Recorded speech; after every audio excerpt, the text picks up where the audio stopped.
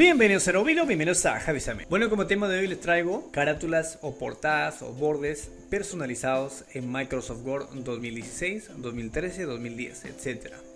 Totalmente gratis, el cual contiene 9 carpetas, 9 pack y todas estas carpetas, o sea, todos los archivos, tiene 230 archivos, es decir, portadas, totalmente gratis, editables.